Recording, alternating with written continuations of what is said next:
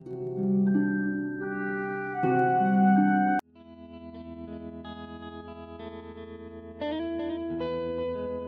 my name is Unnatural Joy and this video is made for Resource Sustainability Assignment.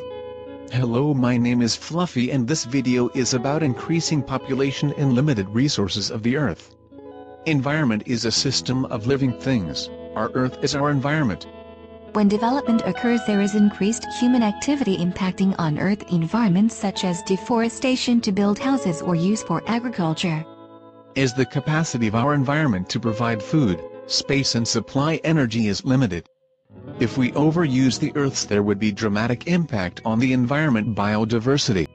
Currently the world population increases by the rate of 1 billion every 13 years and a gain of 2.4 people per second. If population continues to increase at its current rates, we would not be able to maintain or raise the global standard of living without the destruction of the environment.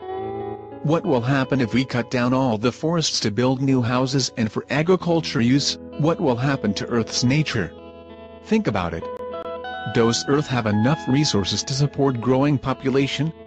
When there is an increased population, there would be increased demand for energy, cars, factories and food.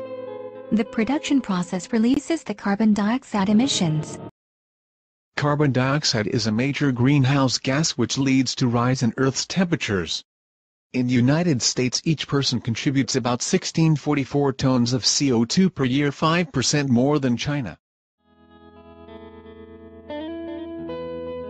If carbon dioxide emissions are compared with 1945 with 2008, there is an obvious increase. Why is there an increase? Will it continue to increase? Gapminder's graph comparison.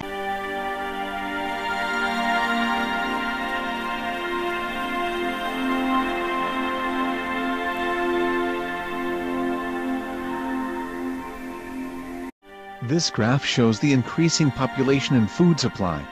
Population increases are exponential growth, and food supply is arithmetic growth. Currently Earth is able to support the population, but would there be enough food in the future to feed the increase? As there is a rise to increased population, there is a simultaneous increase in carbon dioxide in the atmosphere from 1947 to 2008. Also more pollution of land and water resources through increased human activity as the demand increases for fresh water, food and energy to cater for the growing population. For the production of food, a lot of resources are needed, especially water. In order to produce a burger, a lot of water is used up to produce food, and today we don't care about how much we waste. Some people in developing countries do not even get clean drinking water. Should we waste our food and water? Think about it. The production of food would be needed to be doubled in future years, meaning that there would be cut down in forests to grow more food. We have Mark Driscoll with us, head of One Planet Food Program at WWF, to tell us about efficient ways of producing food for the future. Hello Mr. Driscoll, how are you? What do you think is a solution for catering the needs of growing population? Hello, I am fine, thank you. I think we should consider and think more efficient, more effective farming methods and producing food for future. We haven't got any more land and we will run out of land, so we have to produce more from the same amount of land, without as many environmental impacts. Technology will certainly play a part. Agrochemical companies like Bayer Crop Science and BASF are already working on so-called climate-resistant crops. Thank you for sharing information and your time, Mr. Driscoll. Have a great day. You are welcome.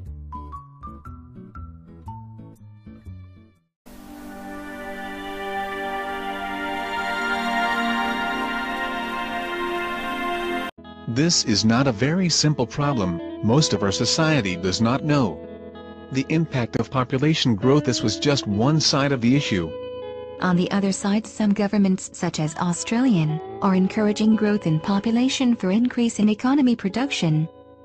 Whereas Australia is promoting families to have more children, 3 children per family, as the global policy to maintain population is 2.1 children, and giving public with baby bonus.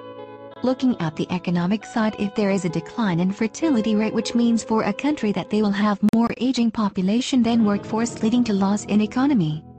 China adopted one-child policy to control their population. Now China was successful in controlling the population. However, China will have more aging population and fewer workforce.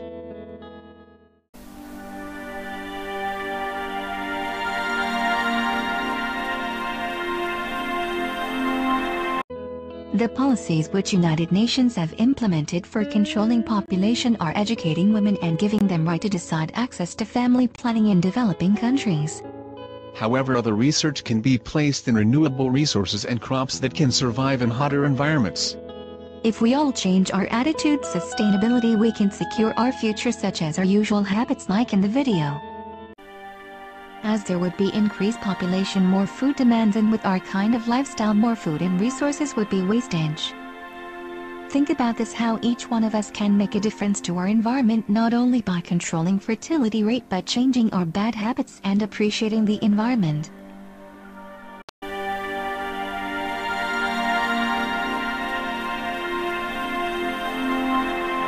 Sadly, our current ways of using natural resources and feeding the world is not sustainable. We all should take serious actions, as each one person plays a key role in reducing impacts on our home. Today our living styles can impact tomorrow. Not only by relying on government's policies, we should each make a difference in our living style and choices in order for the best of sustainable future. Each and every piece of food we waste counts. Each and every drop of water can make a difference. Each and every watt of energy counts. We should try to save much as we can by changing our daily habits, by focusing on renewable resources. Also, by recycling, you can use your creativity and reuse things. Thank you for watching. Hope you all understood the impacts of increased population on Earth's resources.